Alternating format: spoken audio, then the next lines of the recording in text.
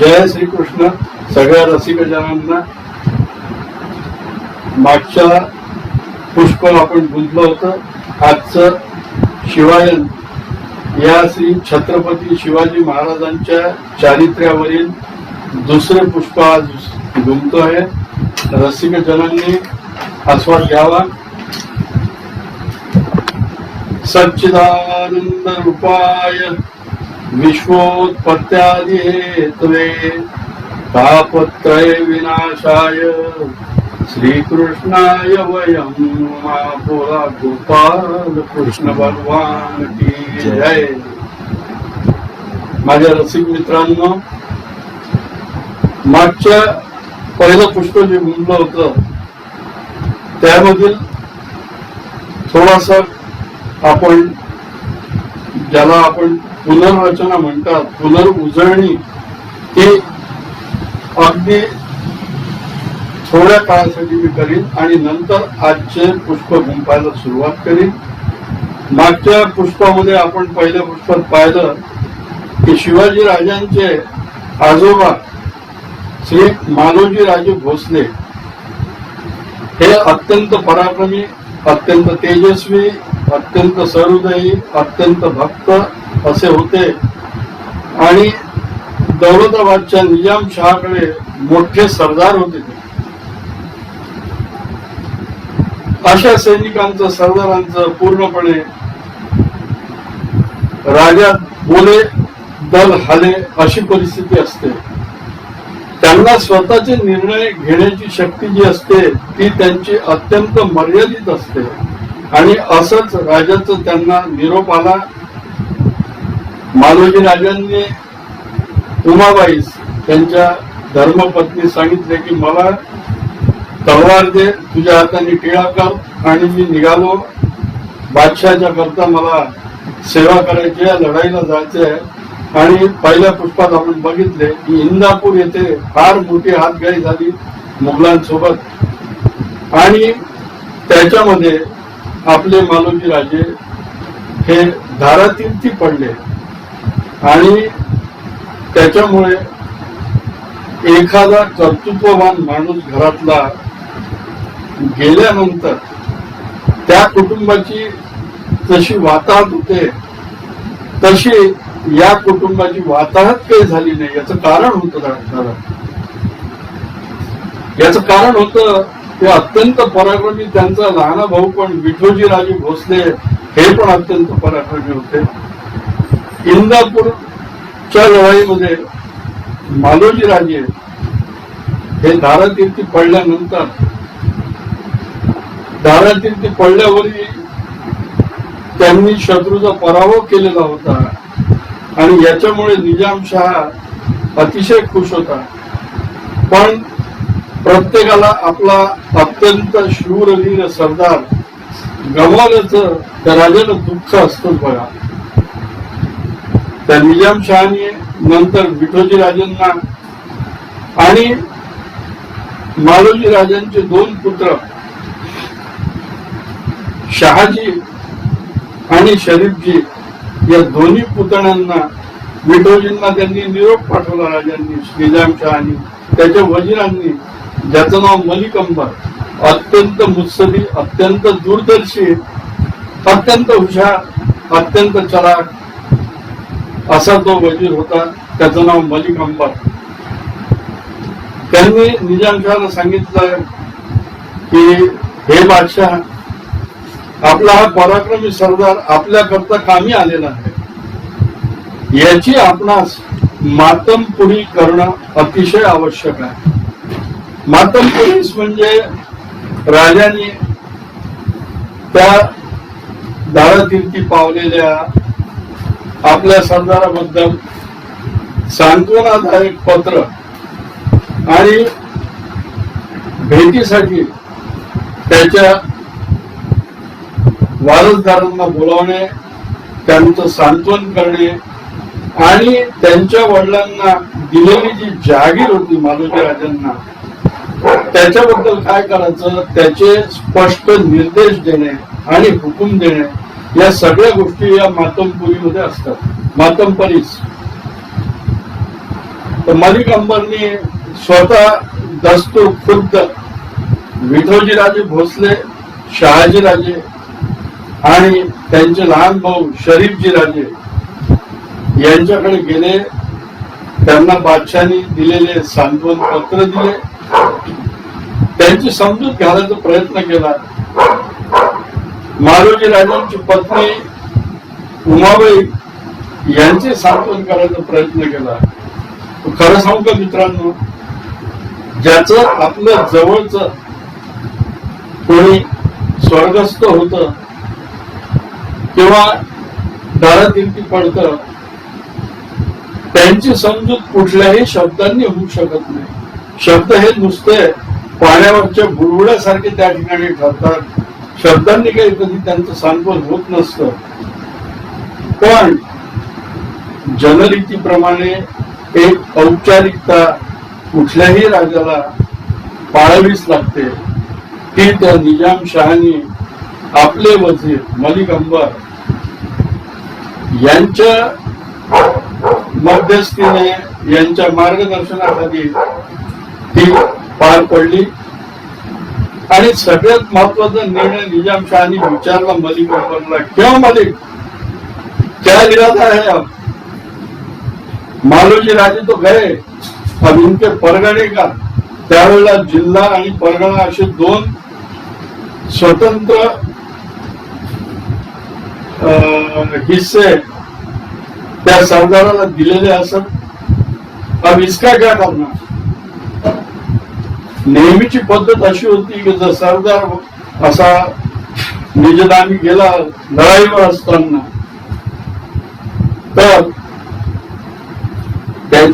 त्याच्यामध्ये जे जिल्हे होते, त्याला जे परगणे दिलेले होते, जे सुभे होते, ते सुभे एक तर त्याच्यापाशी तसेच ठेवायचे त्याच्या पुत्रपौत्रांकरता, किंवा ते काढून दुसऱ्या काबिलियत असलेल्या, म्हणजे ज्याला खूप कर्तबगारी आहे, अशा दुसऱ्या सरदाराजवळ सोपवायचे. त्यांचा फक्त उदर खर्च निभवायचा, अशी त्या काळची या मुघल राजांची पद्धत होती. पण आमचे मालोजी राजे काय साधे होते का हो? अत्यंत पराक्रमी असल्यामुळे आणि त्याच्या पराक्रमामुळेच या निजामशहाला नेहमी जय मिळायचा, पराजयाचा चेहरे निजामशहानी पाहिला नव्हता दौलताबादच्या. म्हणून त्यांनी मलिक अंबरचे ऐकले. मलिक अंबरनी सांगितलं निजामशहांना, निजामशाह, ये जो दौलत है, ये सूबे है, ये इनका जो बड़ा लड़का है शहाजी राजे, उनके नाम से कर देंगे. आज तो वो बच्चा है, लेकिन ये बच्चा ही शेर बनने वाला है. ये बिल्कुल आप समझिए, कोई भी नतीजा देने के लिए थोड़ी सी भी जल्दबाजी मत करिए. मैं जो बता रहा हूं, मैं उनके करीब से लड़ता रहा हूं मैदानी जंग में हर वक्त, और उन्हीं के वजह से अपने दौलताबाद को हर जंग में फतेह मिली है. तो ऐसे फतेहगार जो है, उनके लिए अपने को यही सोचना चाहिए कि उनकी जो सूबे है, जिले है, परगने हैं, वो सब उनके लड़के शहाजी राजे उनके नाम से कर दो, और उस पर आपकी इनायत का सिक्के कटिया वो कर देना, सिक्का मार देना, तो वो बड़ी मेहरबानी से जाएंगे. उन्हें खिताब भी देना.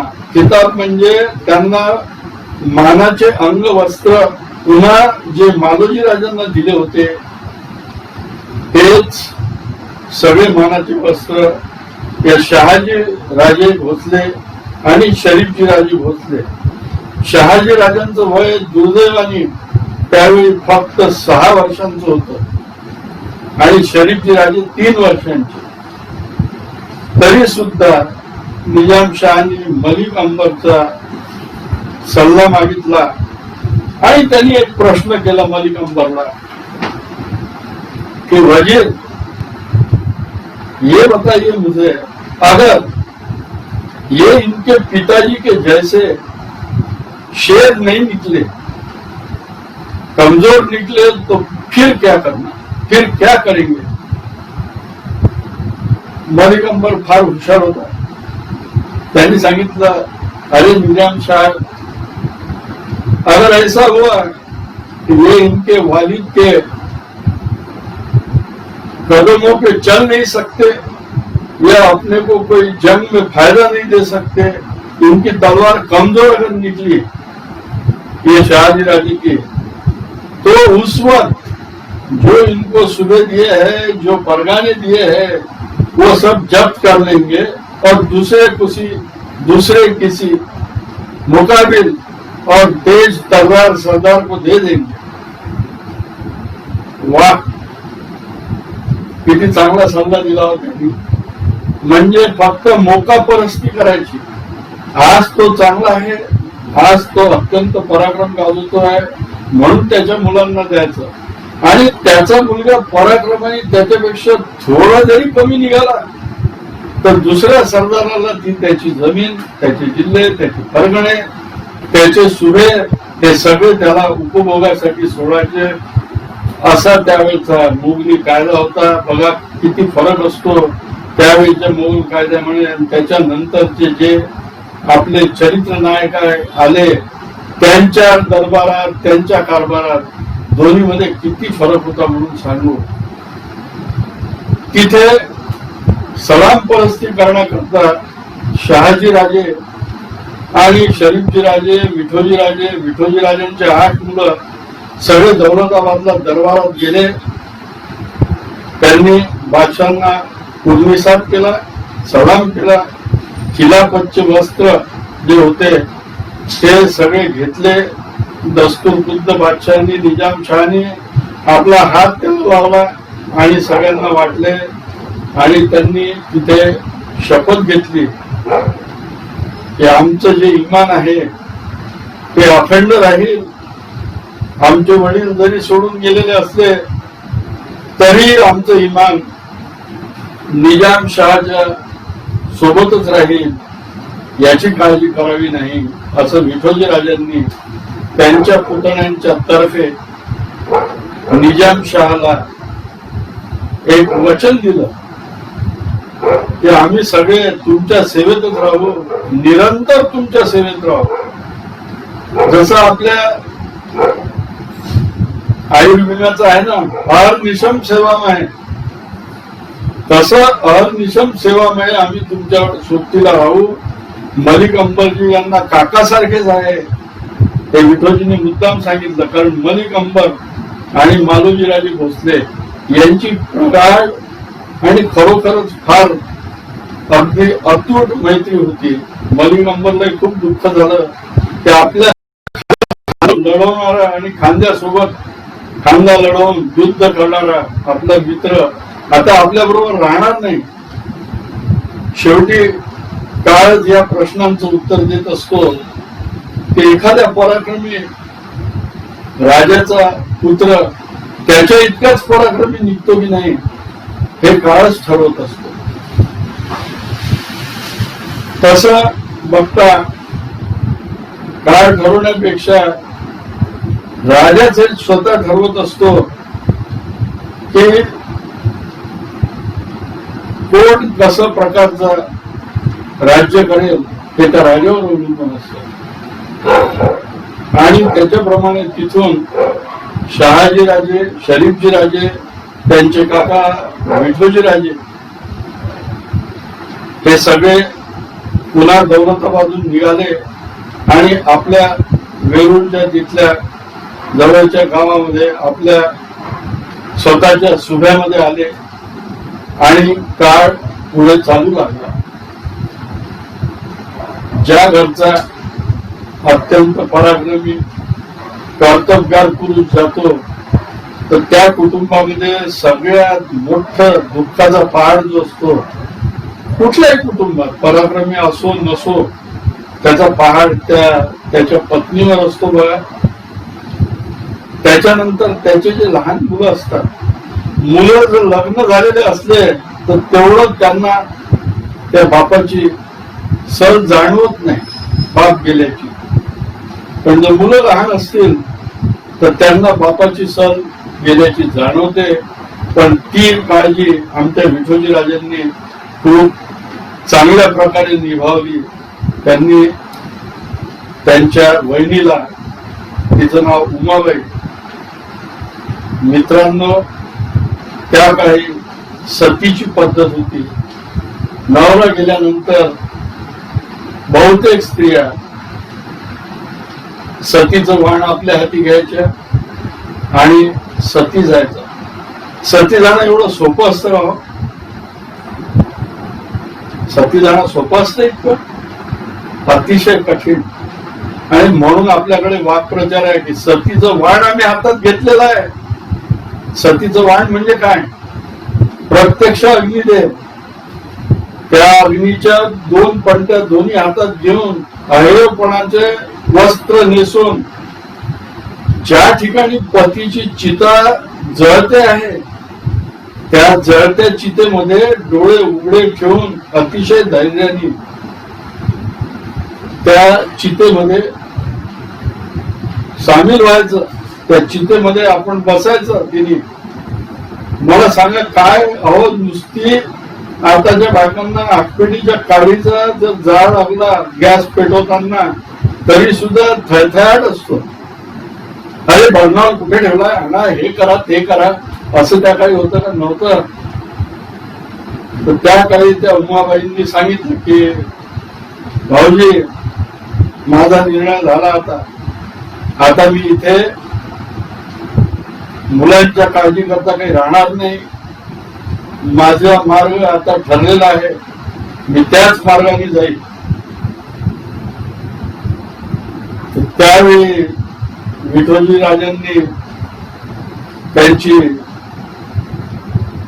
खूप समजूत घातली. त्यांना सांगितलं हिंदू शास्त्राप्रमाणे की बहिणी साहेब, प्रत्येक गोष्टीला मर्यादा असतात. तुमची भावना मी समजू शकतो, असं वाटून देऊ नका की मला काही, माझा तर जणू बापच गेलेला आहे. माझं त्यांनी माझ्यावर इतकं प्रेम केलेलं आहे मालोजी राजांनी की तुम्हाला मी शब्दात सांगू शकत नाही. माझी विनंती आहे की तुम्ही हा निर्णय मागे घ्या. मर्यादेची गोष्ट त्यांनी सांगितली. त्यांना मर्यादा अशा आहे की त्या गोष्टीचं तिथपर्यंतच मर्यादा असते असं म्हटलेलं आहे शास्त्रकारांनी. पशुश्च गोष्टी, पशुश्च गोष्टी, भार्या गृहद्वारे,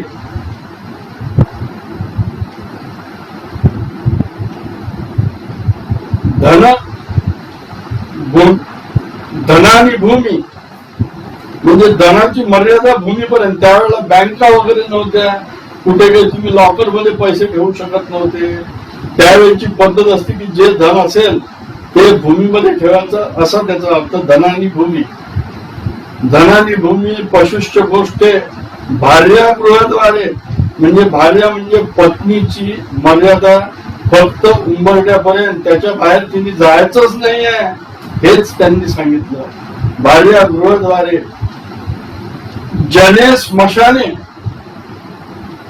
म्हणजे सगळे लोक जे त्या शवाला पोचवण्याकरता येतात त्यांची मर्यादा फक्त स्मशानापर्यंत. देहश्चितायाम, देहाची मर्यादा त्या चितेवरती. आत्मा परलोक मार्गे कर्मानुबंधीने, म्हणजे आत्मा परलोक मार्गे, आत्म्यालाच फक्त परलोक मार्गे जाण्याची मर्यादा नाही आहे. तो परलोक मार्गे जातो, तो त्या देहामध्ये बांधला जाऊन राहू शकत नाही. त्यांनी या अनेक प्रकारे शास्त्रकारांचे वचन सांगून त्या उमाबाईंना सरळ शेवटी शहाजी राजे आणि विठोजी राजे, शहाजी राजे आणि आपलं शहाजी राजे आणि त्यांचे शरीफजी राजे लहान भाऊ, या दोघांना आईला मिठी मारायला सांगितले की तुम्ही पाय पकडायचे आणि हिला, तुमच्या आईला सती जाऊ देऊ नका. त्या उमाने हल्लकल्लोळ पाहिला. त्या विठोजी राजांची जी बायको होती, अर्धांगिनी होती, जिचं नाव दुर्गा, विश्वासराव म्हणून जे मोठे सरदार होते त्यांची ती मुलगी, तिने पदर पसरला आपल्या जाऊ समोर की तुम्ही गेली तर मला माझी आईची सर राहील, तुम्ही मला आईच्या ठिकाणी आहात. आणि खरोखरच आमचं हे मत आहे, माझं हे मत आहे की ज्यावेळी मोठी जाऊ असते तीच लहान जाऊला आईच्या ठिकाणी असते, आई सारखीच ती असते. आणि दोघींमध्ये आई आणि लेक असंच नातं असावं असं फार कमी ठिकाणी असतं. स्वतःच्या अनुभवावरून सांगतो, फार कमी ठिकाणी असतं. आणि ज्या ठिकाणी असतं त्या ठिकाणी ती मोठी जाऊ भाग्यवान असते आणि लहान जाऊ पण भाग्यवान असते. ते मित्रांनो, रसिकांनो, कृपा करून लक्षात घ्या, तसे संबंध आजकाल फार कमी, अतिशय कमी पाहायला मिळतात. शेवटी त्या उमाबाईंनी आपल्या गिराचं ऐकलं, फार मोठं मन केलं आणि त्यांनी त्या चितेजवळ, किमान मला चितेजवळ तर जाऊ द्या म्हणे, ठीक आहे मी जाणार नाही चितेवर. आणि तिथे त्यांनी मालोजी राजांची क्षमा मागितली की मी तुमच्या सोबत सहगमन करू शकत नाही, याबद्दल मला उदार अंतःकरणाने क्षमा करा. मी तुमचे जे दोन्ही तेज दीपक आहेत, तेजाची आरती त्यांची करावी वाटते, असे दोघेही आहेत. या दोघांकरता मला सावली बनून येथेच तुमच्या सुभ्यामध्येच मला राहावं लागेल, तर तुम्ही अत्यंत मोठ्या मनाने मला क्षमा करा. खचितच ती प्रार्थना मालोजी राजेंपर्यंत गेली असेल, नक्कीच गेली असेल. आणि त्याच्यानंतर मालोजी राजांचा देह ज्या वेळेला पंचतत्वात विलीन झाला, ते पण मलिकंबरला अश्रू काही आवडले नाहीत आपले. आणि निजामशाह पाशी त्यांनी पुन्हा स्वतः, हे अतिशय महत्वाचं आहे रसिकांनो, मित्राकरता जरी तो धर्माचा नव्हता, रक्ताचा नव्हता, नात्यातला नव्हता, तरी सुद्धा त्यांनी एक अर्ज निजामावर दिला. निजामशाहांना सांगितलं की यांचे अंत्यसंस्कार ज्या भूमीत झाले की फक्त तेवढीच भूमी नाही तर त्या परिसरात यांची समाधी बांधण्याकरता 17.5 रूप जमीन या भोसले खानदानांना तुम्ही बक्षीसपत्र म्हणून शाश्वत टिकेल अशी तेवढी जमीन यांच्या समाधी करता द्यावी. आता 17.5 रूप म्हणजे काय आणि म्हणजे किती, तर बरीच पुस्तकं पाहिली, कुठेही मला असा हे आढळला नाही. तेव्हा एका ठिकाणी मात्र 17.5 रूप म्हणजे जवळपास 12 एकर जमीन असा उल्लेख आहे. पण त्याच्याबद्दल संशोधकांचे, इतिहासकारांचे वेगवेगळे संदर्भ आहेत. त्याच्याशी आज आपल्याला कर्तव्य नाही. पण त्या निजामशहाने अत्यंत उदार होऊन त्याच्यावर आपला शिक्का उठवला आणि ती जमीन भोसलेंना तहहयात म्हणजे तो माणूस कुटुंबातला जिवंत असेपर्यंत असा अर्थ, तर नुसती तहहयात न करता पूर्णपणे ती तुमच्या कुटुंबातला शेवटचा जो कोणी वंशज राहील त्या शेवटच्या वंशजापर्यंत ती जमीन तुमच्या अखत्यारीत राहील असा एक फतवा काढला. त्याच्यावर आपला शिक्का मारला आणि तो कागद अतिशय महत्वाचा विठोजी राजे यांच्या हाती दिला. जे मालोजी राजांचे लहान भाऊ आपण पाहिलं ते घेऊन आले आणि त्यांनी शहाजी राजांना सांगितलं की या जमिनीची देखभाल जेथे तुमचे पिताश्री धारातीर्थी पडले, स्वर्गवासी झाले, त्यांचा आपण जिथे दाह संस्कार केला, ही 12 एकर जवळपास जमीन बादशाह इनायतने निजामशहाने तुमच्या सुपूर्द केलेली आहे. तिचा देखभाल तुम्हालाच करायची आहे आणि आपण सर्व मिळून ती करू. आणि तिथे एक मग सुंदर समाधी, मी स्वतः तर काही बघितलेली नाही, इंदापूरला जाणं कधी झालं नाही, आणि ती समाधी अजूनही तिथे पूजल्या जाते. अजूनही तिथे समाधीची सगळी व्यवस्था तिथले जे गोसावी आहेत त्यांच्या हाती आहे, ते करतात. आणि अजूनही भोसलेच्या नावाने ती जमीन तिथे वाहवल्या जातं आणि तिथे रोज पूजा अर्चना मालोजी राजेंची होते. हे सांगण्याला मला खूप आनंद होतो. असो, त्याच्यानंतर ज्या वेळेला वडील गेले त्यावेळेला शहाजी राजांचं वय किती असेल सांगितलं मी, फक्त 6 वर्षाचं. आता हे 6 वर्षाचे शहाजी राजे आणि त्यांचे लहान भाऊ शरीफजी राजे हे 3 वर्षाचे, यांची सगळी व्यवस्था शिक्षणाची, शारीरिक शिक्षणाची, सैनिकी शिक्षणाची, मानसिक शिक्षणाची, नंतर संस्कृतची, सगळ्या प्रकारची शैक्षणिक योजना विठोजी राजेंनी स्वतःच्या सख्या मुलांच्या सारखीच त्यांचीही पण केली. हा त्या माणसाचा थोरपणा. त्या काळातल्या माणसांचं हृदय खरोखर सिंहाचंच असायचं.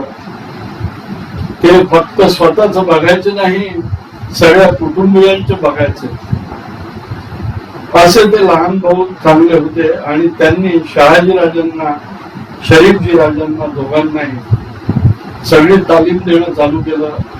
2 अत्यंत जातीवंत, अतिशय नस्लवंत ज्याला म्हणता येईल, म्हणजे चांगल्या एकाच, आजकाल इंग्रजीमध्ये पीडिग्रीड म्हणतात, पीडिग्रीड, असे 2 अरबी अश्व त्यांच्याकरता आणले. त्यांच्याकरता दोन्ही वेगवेगळे मातेदार ठेवले. मातेदार म्हणजे जो त्या अश्वाला पूर्ण शिकवतो आणि त्या अश्वावर अतिशय यशस्वीपणे त्याची स्वारी करवतो शिष्याची. तर असे 2 मातेदार वेगवेगळे आणि वेगवेगळ्या रीतीने त्यांना घोड्याची चाल, घोड्यावरती प्रेम करणं, घोड्याचे रीतिरिवाज, घोडे किती प्रकारचे असतात, कोणते घोडे चांगले, कुठले घोडे चांगले नाहीत, ही सगळी व्यवस्था करण्याकरता त्यांनी शहाजी राजे आणि शरीफजी राजे आणि त्यासोबत त्यांचे स्वतःचे 8 पुत्र विठोजी राजांचे, असे 10 जण हे तिथे सगळं शिक्षण करायचे. त्यावेळेला आता जसे वेगवेगळ्या मोटर गाड्यांच्या जाती आहेत, जाती म्हणजे नावं, वेगवेगळ्या कंपन्या आहेत, जसे मारुती, ह्युंडाई, होंडा, टोयोटा, अजून जे काय असतील नाव जितके, तेवढे तसे 12 प्रकारचे अश्व असायचे. त्याची अश्व परीक्षा असायची. अश्व परीक्षेमध्ये सुद्धा शहाजी राजांना त्यांनी तरबेज केलं. त्यांचे लहान भाऊ शरीफजी राजे यांची सुद्धा प्रगती चांगली होती. दोघाही भावांना घोडेस्वारी अतिशय उत्तम मातब्बर केलं आणि असं करता करता काळ निघत गेला. मित्रांनो, काळ एका ठिकाणी कधीच थांबत नसतो, अव्याहतपणे तो चालू असतो. जे लहान मुलं होते शहाजी राजे आणि शरीफजी राजे, हळूहळू ते वाढत गेले. अतिशय त्यांच्या खाण्यापिण्याकडे त्यांना ताकदीच्या गोष्टी खाऊ घालणे, बदामापासून तर सगळं खाऊ घालणे, सगळ्या गोष्टी त्यांच्या शरीराला पोषक तत्व व्यवस्थित एक राजा बनवण्याकरता जे लागतात ते सगळं लक्ष देऊन विठोजी राजेंनी त्यांचा कार्यक्रम चालू केला. दररोज सकाळी ब्रह्ममुहूर्तावर उठून पहिले आचमन करून इष्ट देवतेची प्रार्थना, आंघोळ करून आणि तदनंतर मल्लखांबापासून तर बाकीचे दांडपट्ट्यापासून तर तलवारीपासून तर खडगापासून हे सगळे शस्त्रास्त्र शहाजीराजांना, शरीफजी राजांना आणि त्यांच्या 10 चुलत भावांना पूर्णपणे ही सैनिकी शिक्षा देण्यात येत होती. आणि एकाहून एक अप्रतिम शस्त्र कसे चालवायचे, भाल्याचा फेक कसा असावा, हे सगळे निष्णात असणारे तिथे जे मोठे तज्ञ असायचे. जसे आजकाल असतात वेगवेगळ्या विषयात, तसे तिथे वेगवेगळ्या शस्त्रांमध्ये तज्ञ असणारे द्रोणाचार्यांसारखे तसे अनेक तिथे शिक्षक असायचे.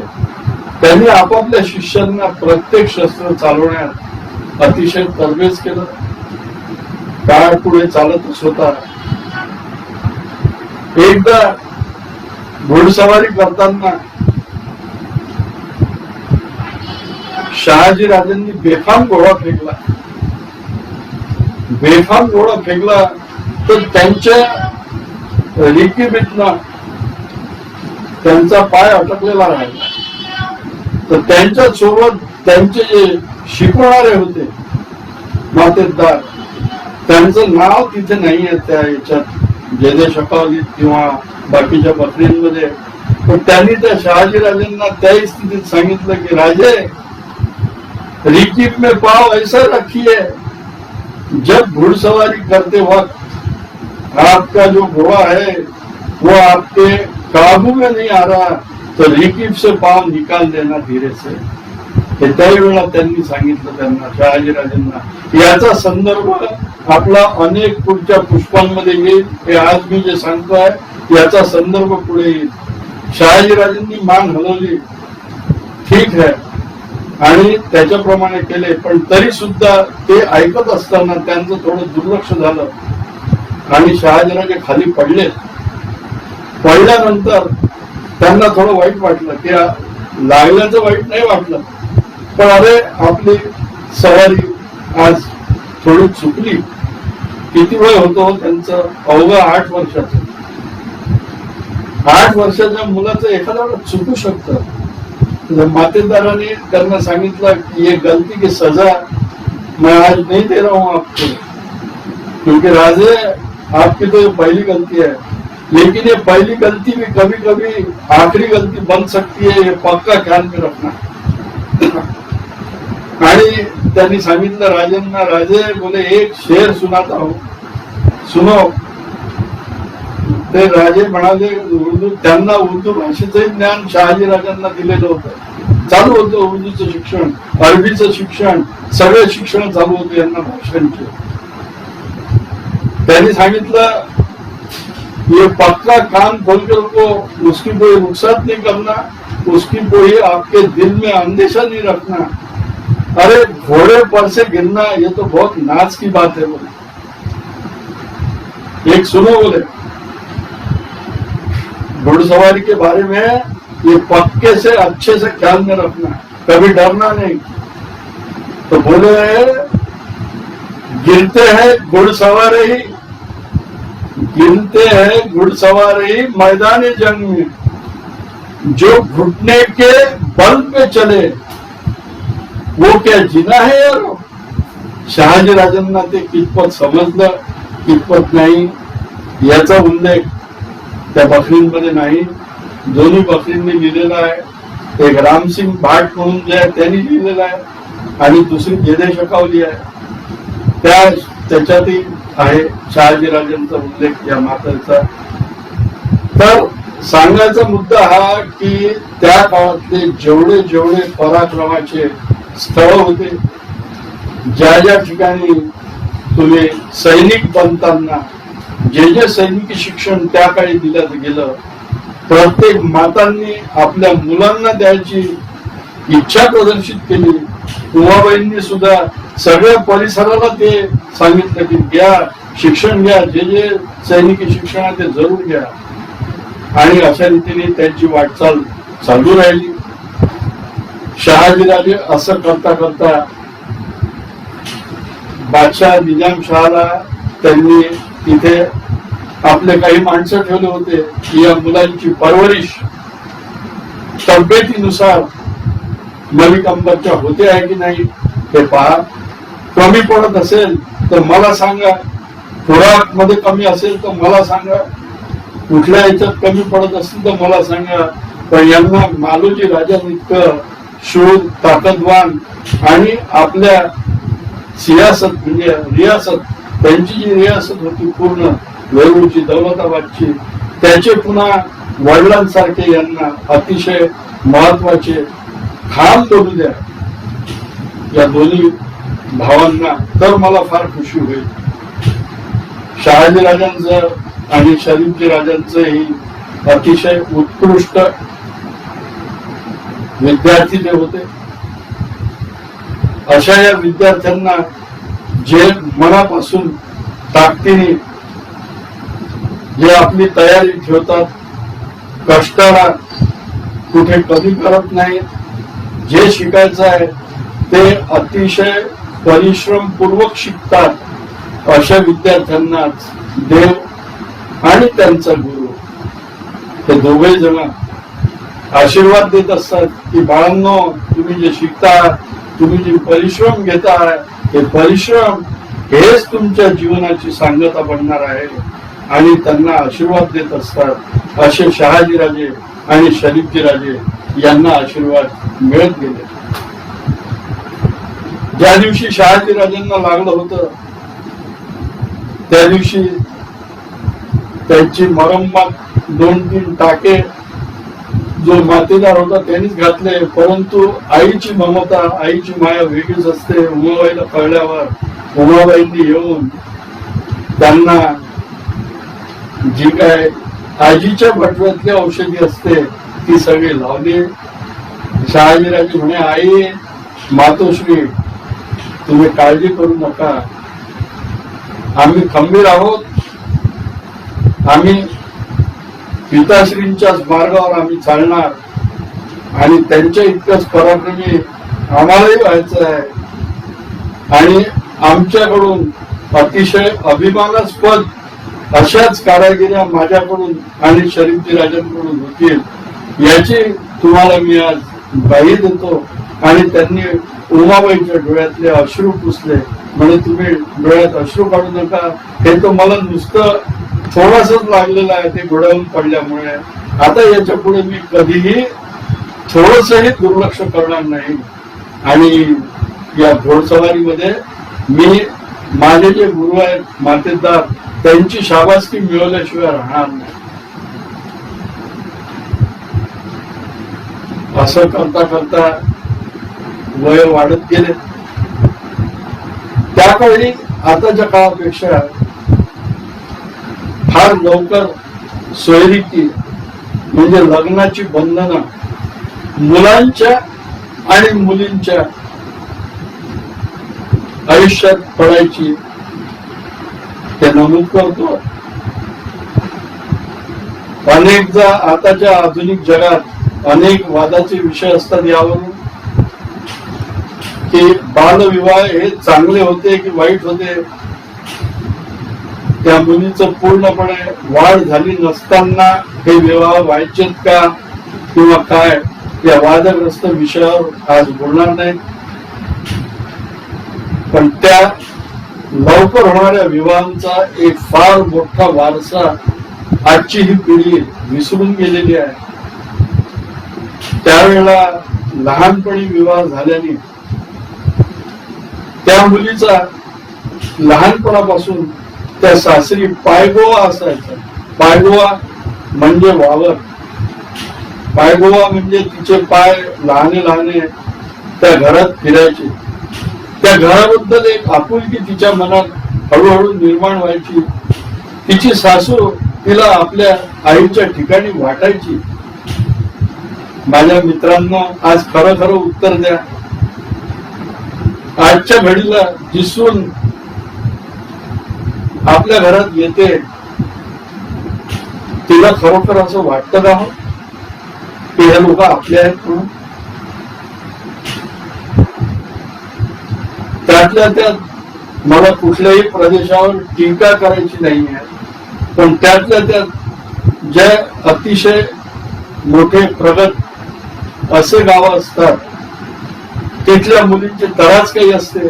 अतिशय तरेवाईक उत्तर लग्न ठरवताना मिळालेले जातात. हे मी इथे अत्यंत खंत करून व्यक्त करू इच्छितो की त्या मुलींना फक्त कुटुंब म्हणजे एवढंच माहित असतं आताच्या मुलींना की मी, माझा नवरा, माझे आई वडील आणि माझे मुलं हेच माझं कुटुंब. सासू आणि सासरा याला अडगळीचा डब्बा किंवा घरात असणारी अडगळ असं ओपनली, बिलकुल उघडपणे असं हिणवलं जातं.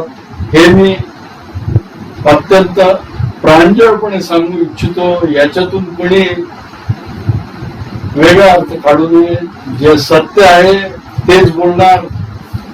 इथे मी व्यासपीठावर बसलोय, एक शब्दही असत्य जाणार नाही. जे सत्य आहे तेच बोलेन. तर अशा रीतीने उमाबाईला वाटायला लागलं की आता हे मुलं जवळपास 12 वर्षाचे झाले. 12 वर्षाचा मुलगा म्हणजे खूप लेट. तर आपल्या त्यांनी म्हटलं विठोजी महाराजांना, विठोजींना, भाऊजी आता मुलं मोठी झाली, यांची लग्न, यांची सोयरी की काहीतरी ठरायला हवं, तुम्ही जरा लक्ष घाला. तर विठोजी म्हणे, वहिनी साहेब तुम्हाला एक प्रसंग आठवतो का म्हणे? उमाबाई म्हणे कुठला? तर हे शहाजी राजे ज्या वेळेला म्हणे मालोजी राजे जिवंत होते तेव्हा दौलताबादला आपले मालोजी राजांचे जे एक मित्र होते, तर म्हणे कुठले? मालोजी राजांना अनेक मित्र होते. तर कुठले मित्र? तर म्हणे राजे लखुजी राजे जाधवराव सिंदखेडचे, त्यांनी आपल्या सर्व कुटुंबियांना, बादशहाला, सगळ्यांना, आमिर उमरावांना होळीचे निमंत्रण दिले होते. आणि त्या होळीच्या निमंत्रणात सगळेजण रंगले असताना शहाजीराजे वय वर्ष 6 आणि लखुजी राजांची, जाधवरावांची मुलगी सुकन्या, अतिशय चुणचुणीत मुलगी, जिचा उल्लेख याच्यानंतर पूर्णपणे संपूर्ण या शिवचरित्रावर जिच्यामुळे हे घडलं, त्या कन्येचं नाव जिजा. तर ती जिजा वय वर्ष 4 आणि शहाजीराजे वय वर्ष 6, वय वर्ष 5 असे हे खेळत असताना, रंग खेळत असताना स्वतः लखुजी राजे जाधवराव आणि अमीर उमरराव तिथे जे उपस्थित होते, त्यांनी त्यावेळी असे म्हटले होते, म्हणे वहिनी साहेब की जोडा शहाजीराजे आणि किती सुंदर शोभून दिसतो आहे बघा. ते शब्द माझ्या अजूनही मनात घर करून आहेत. आणि आपण आपले जे नातेवाईक आहे त्यांना शब्द घालू की आपण मध्यस्थी करा या लग्नाकरता. तर जे यांचे नातेवाईक होते, ज्यांचं नाव वणंगपाळ नाईक निंबाळकर, ते वणंगपाळ नाईक निंबाळकर यांची बहीणच म्हणजे यांची मालोजी राजांची पत्नी होती, तिचं नाव उमाबाई. तर त्यांनी मुद्दाम वणंगपाळ हे नाव याच्याकरता घेतलं की त्या वणंगपाळ या नावाचा उमाबाईंना किती भरोसा आहे किती नाही आहे स्वतःच्या भावाचा हे त्यांना कळलं असतं. तर म्हणत तुम्ही वणंगपाळांची जी एक वेगळी दुसरी तुमची बहीण आहे ती सिंदखेड राजाला दिलेली आहे. जाधवरावांची पहिली पत्नी तिचं नाव म्हाळसाबाई उर्फ गिरिजाबाई, ही तुमची बहीणच लागते दूरची. तर तुम्ही आपण हा शब्द घालूया, बघूया काय म्हणतात ते. इतिहासकारांमध्ये इथे मतांची भिन्नता नेहमीप्रमाणेच आहेत. काही बखरी, काही जण असं सांगतात की लखुजी जाधवरावांच्या ज्या दोन दुसऱ्या अजून पत्न्या होत्या, एक भागीरथीबाई शिर्के ही एक होती आणि एक सरस्वतीबाई, या दोन पत्न्यांनी विरोध केला की ते म्हणजे मालोजी राजांचं कुटुंब आपल्या इतकं तोलामोलाचं आहे का.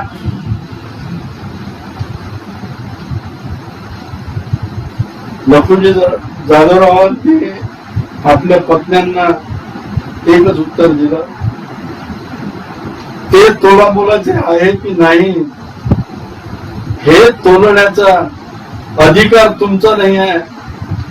तुम्ही चुप राहा, काय करायचं काय नाही हे आम्हाला समजतं. ज्या वेळेला आम्हाला काही विचारू असं वाटेल त्याच वेळेला आम्ही तुम्हाला विचारू, अन्यथा गप राहा, एक शब्दही बोलायचा नाही. आम्ही त्या राजबिडण्या मुलाला लहान्या पाहिलेला आहे आणि औचितपणे आम्ही कोणाचं काही कौतुक करत नाही. आम्हाला तेवढं पारखता येतं रत्न, आणि हे रत्न आम्ही त्याच वेळेला पारखलेलं आहे 1.5 वर्षापूर्वी, ज्या वेळेला हे होळीच्या निमित्ताने रंगपंचमीच्या निमित्ताने रंग उडवत होते तेव्हा आम्ही मालोजी राजांशी भेटलेलो आहे. मालोजी राजांना आम्ही नेहमीच पाहत आलो. त्यांना मालोजी राजांना आम्ही आमच्यापेक्षा कमी दर्जाचे असं कधीही आम्ही संबोधिलेलं नाही. ते आमचे मित्र होते चांगले, जरी आज ते नाही. दोन्ही निजामशाहाच्या पदरी आम्ही काम करतो दौलताबादला आणि तेही काम करतात. ते 5,000 मनसबदार जरी असले तरी आम्ही त्यांना आमच्या बरोबरीचेच मानतो आहोत. असे लखुजी राजे, सिंदखेडचे जाधवराव लखुजी राजे यांचे शब्द होते. त्यांनी फार मोठ्या आनंदाने त्यांना विठोजी राजांना शब्द दिला. ते आपण सगळे समारोह करू आणि त्याच्यानंतर ज्यावेळी योग्य वय यांचे होतील दोघांची त्यावेळी आपण वाजंत्री वाजवू. आणि विठोजी राजे मोठ्या समाधानाने वेरूळला परतले. उमाबाईंना त्यांनी झालेल्या घटनांचा पूर्ण आढावा दिला आणि ते म्हणाले, वहिनी साहेब सोयरीक पक्की, हेंदे आता वयात आले, हे ज्यावेळी 14 वर्षाचे होतील त्या काही विवाह साधारणतः त्या मुलीला जरी आधी आणलेलं असलं घरात तरी त्या मुलीला माहेरी ठेवायची पद्धत होती जास्त वेळ. आणि ज्या वेळेला तिला न्हाण येतं त्याच्यानंतरच तिचं लग्न करायचे. न्हाण आलं नसतानाही काही काही अनेक वेळा अपवाद असतात, व्हायचं लग्न. पण यांनी सांगितलं की यांचं वय वाढू द्या थोडं आणि त्याच्यानंतर आपण यांचं लग्न करू. असं करता करता पुन्हा दिवस गेले. शहाजी राजांचं वय वाढायला लागलं आणि शहाजी राजे नियमितपणे आपल्या काकांसोबत आणि आपल्या सर्व बंधूंसोबत निजामच्या दरबारी कुर्मिसात करायला, ज्यावेळी महिन्यात 2दा दरबार असायचा, दोन्ही वेळा त्यांना जावं लागायचं. आणि निजाम या छाव्याला नेहमी पाहत होता की या छाव्याचा आता हळूहळू शेर बनेल आणि नुसताच शेर नाही, मालोजी राजे जेवढे पराक्रमी होते, जेवढी त्यांची मर्यादा होती, त्याच्यापेक्षाही जास्त कुवत, त्याच्यापेक्षाही जास्त पराक्रमी, त्याच्यापेक्षा जास्त, त्यांच्यापेक्षा जास्त बलदंड शहाजीराजे होत होते. आणि हे राजाच्या लक्षात येत होतं. आणि राजांना, निजामशहांना त्यांच्या सेवकांकडनं, इतर सरदारांकडनं की शहाजीराजे आणि शरीफजी राजे किती तरबेज झाले आता सगळ्या गोष्टींमध्ये, तलवारीत, लढाईच्या डावपेचात काय काय आहे सगळं त्यांना कळत होतं. तर निजामशहाला अधूनमधून गंमत करायची इच्छा व्हायची आणि भर दरबारात विचारायचे ते शहाजी राजांना, ते राजे कम लड्डू खिलाएंगे. तर राजे काय बोलणार आहे ते बिचारे हसायचे. और विठोजी राजे सांगायचे बस जल्द ही लड्डू खिलाएंगे. असं करता करता अजून 2-3 वर्ष गेले आणि शहाजी राजांची उमर 15 वर्षाची झाली. 15 वर्षाची झाल्यावर मग अहो लखुजी जाधवरावांना काही राहावे ना. मुलीचा बाप जो असतो ना, ज्याची मुलगी लग्नाची असते आणि जिचं लग्न ठरलं असतं, त्या बापाला अनंत चिंता असतात की का बरं अजून यांच्याकडनं काही निरोप येत नाही मुलाकडून, का बरं लवकर आपल्याला तयारी करायला वेळ मिळाला पाहिजे. अहो राजाच्याकडचं लग्न आहे ते काय साधं तुमच्या आमच्या लग्नासारखं लग्न होतं काय. लखुजी जाधवराव पूर्ण परगणा त्यांच्या, सुभे त्यांचे, सिंदखेड राजा, देऊळगाव राजा, पूर्ण सगळे सुभे त्यांचे होते. सगळीकडे आदर्श राजा होता. जिकडे तिकडे अतिशय सुबत्ता होती त्यांच्या राज्यात लखुजीराजे जाधवरावांच्या.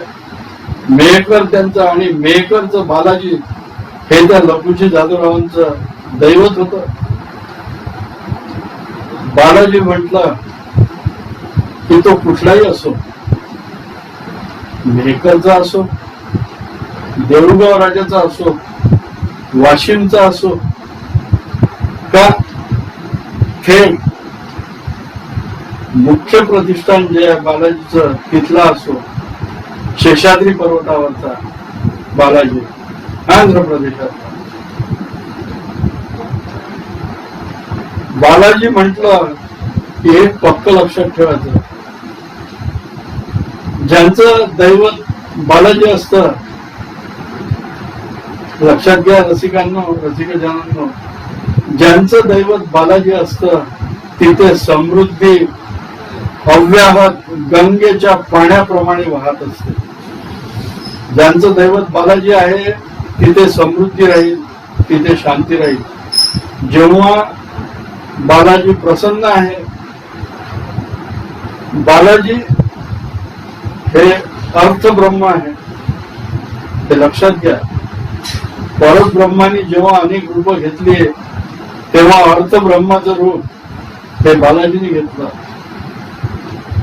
भक्ती ब्रह्म पंढरपूरला आहे, नाद ब्रह्म पैठणला आहे. हे असं बालाजीचं दैवत असल्यामुळे जाधवरावांच्या पदरी अनेक हत्ती, अनेक घोडदळ, 12,000चं सैन्य, अनेक लोकांची पोशिंदेगिरी, कोणी घरी आला तर विनमुख जात नसे इतकं त्यांचं महत्व होतं. आणि अशा जाधवरावांना निरोप आला उमाबाईंचा आणि विठोजी राजांचा की राजे, आम्ही उदयी आपल्या गावी पोहोचतो आहे, आपण आमच्या बरोबर आमचे शास्त्री राहतील, तुमच्याकडचे जे शास्त्री असतील, तुमचे पौरोहित्य करणारे जे असतील त्या पौरोहित्यकारांना बोलवा. आपल्याला शुभ मुहूर्त निश्चित करायचा आहे आणि शुभ मुहूर्त निश्चित केल्यानंतर या दोघांचेही, शहाजीराजे आणि जिजाऊ यांच्या गळ्यामध्ये आपल्याला स्वयंवराच्या माला घालायच्या आहेत. यांच्या माळा यांच्या गळ्यात पडतील तेव्हा यांचा संसार चालू होईल. रसिक मित्रांनो, प्रत्येक मुलीच्या बापाची हीच इच्छा असते की माझ्या मुलीला अतिशय उत्तम, अतिशय चांगला, अतिशय मजबूत, अतिशय अर्थब्रह्म जवळ असलेला असा जावई माझ्या मुलीला मिळावा, अशीच प्रत्येक सासऱ्याची इच्छा असते आणि मुलीच्या वडिलांची ही इच्छा असते. आणि गाव ही इच्छा काय प्रत्येकाने खोटी इच्छा असते का? माझा प्रश्न आहे. प्रत्येक सासऱ्याला वाटत असतं की आपला जावई खूप चांगला असायला पाहिजे, आपला जावई पराक्रमी असायला पाहिजे, आपल्या जावयामध्ये जे गुण आपण चिंतितो आहे ते सगळेच गुण त्याच्यामध्ये असायला पाहिजे.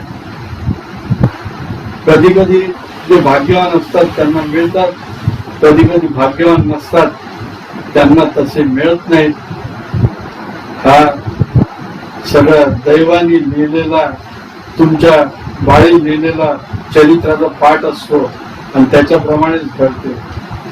उमाबाईंनी विठोजी राजांना म्हटलं, विठोजी राजे आपल्याला सगळी तयारी तर घ्यावीच लागेल, मुहूर्त लवकरचाच निघाला तर तिथेच थांबू आणि तिथेच सगळ्यांना तिथूनच आवताना पाठवू. मुहूर्ताला जर वेळ असेल पुष्कळ तर मगच आपण वापस येऊ. तर त्या तयारीनेच ते तिथे गेले आणि गुरुजी बसतात, कुंडल्या मांडतात. कुंडलीच 12 घरांमध्ये पाहून या दोघांचे किती गुण जमतात की नाही, या लग्नाचं फलदायी योजना काय होईल, काय होणार नाही, लग्नाचा मुहूर्त केव्हाचा पाहिजे, कधी हवा, किती घटका, किती पळे, हे सगळं हे गुरुजी ठरवत असतात. ऋषितुल्य असतात, ते ज्ञानवंत असतात. पण मला एक अजून एक खंत असते सध्याच्या समाजाची. सध्याचे जे अंधश्रद्धा निर्मूलन समितीवाले आहेत ते एकदम येऊन चॅलेंज करतात हे फलज्योतिष्य खोटं आहे. माझ्या रसिक मित्रांनो, कृपा करून लक्षात घ्या, ज्या श्रद्धा असतात आपल्या समाजाच्या, कुठल्याही समाजाच्या, कुठल्याही व्यक्तीच्या, कुठल्याही कुटुंबाच्या, कुठल्याही प्रपंचाच्या, कुठल्याही गावाच्या, या श्रद्धा नेहमीच अंध असतात. श्रद्धा कधी डोळस असूच शकत नाही. जे माझे अंधश्रद्धा निर्मूलन समितीवाले आहे त्यांना कृपा करून विनंती आहे, तेव्हा आमच्या देवाधिकांवर नका घसरू. आमचे जे शास्त्र आहेत ते नेहमी परिपूर्णच असतात. त्याच्यामध्ये काहीतरी तुम्ही खोट काढायची आणि म्हणायचं हे सगळं खोटं आहे असं कृपा करून करू नका. जनतेमध्ये पसरवू नका. जे लबाड ज्योतिषी असतील, तुमच्याकडनं पैसे उकळून खोटं सांगत असतील आणि जे खोटे आलोभन तुम्हाला देत असतील, किंवा याचा बळी द्या, त्याचा बळी द्या, तुळजा भवानीला 1800 बोकड बळी दिले पाहिजे, हे जे असे सांगणारे अश्रद्धावान लोक असतील, खोटी श्रद्धा ठेवणारे, त्यांच्यावर तुमचा राग असू शकतो आणि असायला यावा, आम्ही कबूल करू. परंतु खरोखर ज्योतिष्य हेच खोटं आहे. खगोलशास्त्रज्ञ जे बसलेले असतात, मला एक सांगा, माझा प्रश्न आहे सगळ्या ज्योतिष्यांना आणि सगळ्या या अंधश्रद्धा निर्मूलन समितीच्या लोकांना, अंधश्रद्धा निर्मूलन समितीचे जे प्रमुख आहेत ते आमचेही मित्र आहेत, आमच्या नरेशचंद्र काठोळेंचे मित्र आहेत. त्यांचं व्याख्यान आम्ही आंबापेठेमध्ये इथल्या अमरावतीच्या आम्ही आयोजित केलं होतं आणि त्यांना त्यावेळेला मला काही प्रश्न विचारू दिले नव्हते आमच्या काठोळे साहेबांनी, केवळ प्रेमापोटी. परंतु माझी त्यांना विनंती आहे की त्यांनी या बाबतीत ज्योतिष्य हे कधीच खोटं, संपूर्णपणे खोटं नसतं. कुठलंही शास्त्र नेहमी प्रगत होत असतं. नवीन नवीन शोध त्याच्यात लागत असतात. नवीन नवीन शोध तुम्ही शोधायचे असतात. त्याचे अर्थ समजून घ्यायचे नसतात. राहू आणि केतू हे ग्रह नाहीत हे मान्य आहे नवीन तुमच्या शास्त्राप्रमाणे, परंतु विषयांतर होत असेल थोडा वेळ, पण हे महत्वाचं आहे अतिशय. तरी राहू केतू हे त्या रेषांना भेदणारे बिंदू आहे हे तर कबूल कराल, हे कबूल करायला तयार नाही. विषुववृत्तावरून जाणाऱ्या ठिकाणी हे बिंदू असतात. असो तो विषय नाही. तर सांगायचा उद्देश हा की असे हे 4-5 सगळे शास्त्री बसले. त्यांनी मुहूर्त ठरवला, घटेपळे ठरवली आणि त्यांनी मुहूर्त काढला. आणि नंतर लगबग सुरू झाली ती आमच्या गिरिजाबाईंची. गिरिजाबाई म्हणजे नवरी मुलीच्या आई गिरिजा उर्फ म्हाळसा. किती छान नाव आहे हो दोन्ही, गिरिजा उर्फ म्हाळसा. लखुजी जाधवराव राजे यांच्या एक पत्नी, दुसऱ्या भागीरथीबाई शिर्के, तिसऱ्या सरस्वतीबाई महाडिक. हे 3 संबंध, 3 बायका. त्यावेळी अनेक बायका करायची परवानगी होती. पहा कराल का? अहो एक सांभाळता सांभाळता तर नाकी नऊ येतात. अनेक बायका काय सांभाळू शकणार आहे आताचा माणूस. असो, तर जाधवरावांनी त्यांना सांगितलं, अहो आबाळागत माया आहे तुमचे. हे आम्ही आज या शास्त्रींच्या सांगण्याहून आमच्या हातून आम्ही सोडतो आहे उदक. संकल्प खर्चाची बाब मागे पुढे पाहू नका.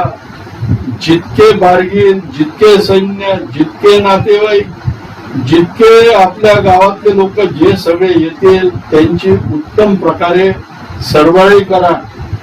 कोणालाही कुठल्याही तऱ्हेचा अवमान अपमान कोणाचाही इथे व्हायला नको. कोणी अमीर उम्र जे दुसऱ्या धर्माचे येतील, जे दुसऱ्या जातीचे येतील, त्यांना त्यांच्या धर्माप्रमाणे, त्यांच्या जातीप्रमाणे, त्यांच्या मान मरातबाप्रमाणे त्यांचा सत्कार करा. असे प्रत्येकाला काम नेमून दिले. आहोत. मुलीचं लग्न असलं की किती गडबड असते. पूर्ण घर, अरे यांचं घर नव्हतं, यांचे तर महाल होते जाधवरावांचे. 4 महाल सिंदखेड राजाला, देऊळगाव राजाला 3 महाल, असे अनेक ठिकाणी त्यांचे परगण्यात महाल होते. त्या ठिकाणी चांगल्या ठिकाणी सगळ्या लोकांची उतरण्याची व्यवस्था केली. त्या लोकांच्या करता सकाळपासून तर रात्रीपर्यंत काय पदार्थ राहतील, काय पदार्थ राहणार नाही, याचे आचारी, याचे मोठमोठे मंडप असे सगळे उभारले गेले. आता सांगा मला रसिक हो, राजाच्या मुलीचं लग्न, ठीक आहे, राजाला मुली, अनेक राजांना मुली असतात. राजाच्या मुलीचं लग्न, तेही एकुलती एक मुलगी.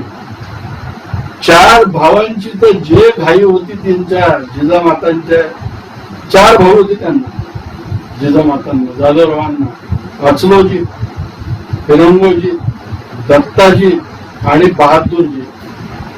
4ही भाऊ आपल्या जीवाच्या पाड मेहनत करत होते. काय करून काय नाही, हे करू ते नाही, हार आणू, कुठे हार आणू, किती आणू, घोड्यांना कसं सजू. त्या जावयाचा मान असतो, त्याला अशा सजलेल्या घोड्यावरून येतात. त्या घोड्याच्या पायामध्ये त्यांच्या शहाजीराजांचा जो घोडा सजवलेला होता, त्या घोड्याच्या पायामध्ये सोन्याचा तोडा होता हो घातलेला. हे मी नाही सांगत आहे, हे बकरी सांगतात, इतिहासकार सांगतात. आता जावयाला अंगठी देण्याची मारामार असते. 10 वेळा विचार करतो तो सासरा, याला 24 कॅरेटची देऊ की 22 कॅरेटची देऊ, जावई कसा कायच्यात खुश राहील असे विचारतात. असो, त्या काळचा जाधवरावांचा जो रुतबा होता, त्या रुतब्याचं काय वर्णन करू. अशा तऱ्हेने सगळीकडचे नातेवाईक जमले, सगळे बारगीर जमले. निजामशहाचे अमीर उमराव आले, निजामशहा स्वतः आले दस्तूर खुद्द लग्नाला, याचे उल्लेख आहेत कि अपने मालोजी के लड़के की शादी है, अपने को जाना पड़ता. आणि माझ्या मित्रांनो काय सांगू तुम्हाला, अहेर असे त्या पूर्ण मंडपामध्ये मावत नव्हते हो, इतके अहेर केलेले होते लोकांनी. काय काय अहेर द्यावे, रत्नजडित अलंकारापासून ते रत्नजडित अलंकारांनी सजवलेल्या घोड्यांपासून तर हत्तींपर्यंत सगळे अहेर शहाजी राजांना दिल्या गेले होते तिथे. काय हो असतं अजून. आणि त्या घटिकेला एकसारखं उमाबाईच्या डोळ्यात पाणी होतं. विठोजी राजांचे डोळे पाण्याने भरले होते. का बरं? पाण्याने काही ते दुःखाने भरले नव्हते. जेव्हाही डोळ्यात पाणी येतं, अश्रू येतात, ते फक्त दुःखाचेच असतात असं नाही हो. ज्या वेळेला सगळ्या उर्मी आठवणी सगळ्या माणसाच्या मनात दाटून येतात आनंदाच्या क्षणी, त्या आनंदाच्या क्षणी पण कधी कधी डोळ्यात पाणी येतं राजा. आणि तेच आनंदाश्रू विठोजींच्या आणि उमादेवींच्या डोळ्यात येत होते. का? कारण मालोजींची आठवण, की मालोजींचं स्वप्न आज पुरं होत होतं. त्यांच्या लेखाला अतिशय सद्गुणी अशी भार्या मिळाली होती आणि अशी जिजा. आणि कुठलीही मुलगी सुंदर असो वा नसो, ज्या दिवशी लग्न असतं ना, त्या दिवशी मित्रांनो, रसिकांनो, त्या मुलीचं लगीन तेज जे तिच्या चेहऱ्यावर असतं, त्याची अपूर्वाई काही वेगळीच असते बघा. ते तेज तिच्या मैत्रिणींना दिसत असतं, तिच्या सखींना दिसत असतं, आणि मुख्य करून तिच्या आईला जाणवत असतं की आज माझी मुलगी अप्रतिम किती सुंदर दिसते, की तिचं वर्णनही मी करू शकत नाही, इतकी ती सुंदर दिसते आहे. तर काय वर्णन करू, तर आमची ही जिजा कशी होती हो. फारच सुंदर वर्णन केलेलं आहे कथाकारांनी, की तिची तुलना अत्यंत सुंदर अशा पौराणिक स्त्रियांशी तिची केलेली आहे. आणि त्याच्याबद्दल काय सांगू. आणि अशा रीतीने जिजामाता, आमच्या जिजामाता म्हणून मी जिजा म्हणणं शोभत नाही. आणि आमचे शहाजीराजे या दोघांचं सुमुहूर्तावर लग्न लागत होतं. आणि नेहमी कुठल्याही लग्नात जे असतं तेच आज म्हणणार आहे मी. त्या लग्नाला सगळ्या शास्त्रींनी आशीर्वाद दिले, सगळे सज्ज होते कानामध्ये अगदी हे घालून. आणि मुलाच्या लग्नाचे मंगलाक्षता आणि मंगलाष्टक मुलाच्या आईने ऐकायचे नसतात. म्हणून उमाबाईंना, माधवजीराजांच्या बायकोला, शहाजीराजांच्या आईला अशा ठिकाणी नेलं होतं की जिथे ते ऐकू येणार नाही. याचं कारण मी सांगेन नंतर. आणि मग सुरू झालं, मंगलाष्टक संपले आणि आता घटका फळे अगदी जवळ आली. आणि गुरुजींनी म्हटलंय त्यांना दोघांनी की बस आता सावधान, घटिका फळे जवळ आले. तदेव लग्नम सुदिनं तदेव ताराबलं चंद्रबलं तदेव लक्ष्मीपते ते अंग्रियुगं स्मरामि. लक्ष्मी चिंतन सावधान, वाजंत्री चिंतन सावधान. आणि कडकडाट झाला टाळ्यांचा, इतके लोक जमलेले. आणि जिजानी आपल्या हातातला हार शहाजीराजांच्या कर्तबगार खांद्यावरून त्यांना घातला.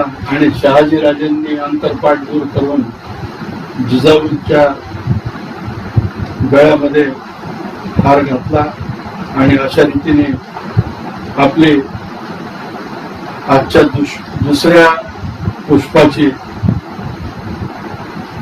येथे सांगता करतो आहे आणि सांगता करण्यापूर्वी नेहमीच आपली शिवाजी महाराजांची जी भूषणावली कवी भूषणांनी कविता रूपी अर्थ केली आहे ती म्हणतो, म्हणजे माझ्या मनाला समाधान मिळेल आणि आपणही ते समाधान नेहमीच घ्यावे अशी आपल्याला अतिशय नम्र विनंती करतो रसिकांनो. आणि म्हणतो, इंद्रजिमी जंब पर वाढव सुअंब पर रावण सदंब पर रघुकुल राज है रघुकुल राज है पौनवरी वाह पर संबुरती नाह पर जव सहस्त्र बाह पर राम द्विज राज है राम द्विज राज है